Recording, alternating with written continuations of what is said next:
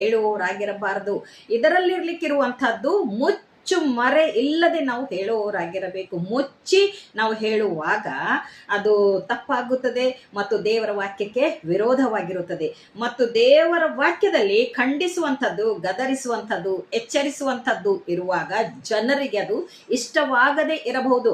ಆದರೆ ಪವಿತ್ರಾತ್ಮನು ಕಾರ್ಯ ಮಾಡುವಾತನಾಗಿದ್ದಾನೆ, ಪವಿತ್ರಾತ್ಮನು ನಡೆಸುವಾತನಾಗಿದ್ದಾನೆ. ಆ ಖಂಡನೆಯಲ್ಲಿಯೂ, ಆ ಗದರಿಕೆಯಲ್ಲಿಯೂ, ಆ ಎಚ್ಚರಿಕೆಯಲ್ಲಿಯೂ ಜನರು ದೇವರ ಕಡೆಗೆ ತಿರುಗುವಂತೆ ಮಾಡುವಾತನಾಗಿದ್ದಾನೆ. ಆದುದರಿಂದ ಖಂಡಿಸು, ಎಚ್ಚರಿಸು, ಗದರಿಸು ಎನ್ನುವಂಥ ವಿಷಯವು ದೇವರ ವಾಕ್ಯದ ಮೂಲಕವಾಗಿ ನಾವು ಖಂಡಿಸುವವರಾಗಿದ್ದು, ಎಚ್ಚರಿಸುವವರಾಗಿದ್ದು, ಗದರಿಸುವವರಾಗಿದ್ದು, ಭಯಪಡದಂತೆ ದೀರ್ಘ ಶಾಂತಿಯಿಂದ ಅನುಕೂಲವಿದ್ದಾಗಲೂ ಅನುಕೂಲವಿಲ್ಲದಾಗಲೂ ನಾವು ಸುವಾರ್ತೆಯನ್ನು ಸಾರುವವರಾಗಿರಬೇಕು.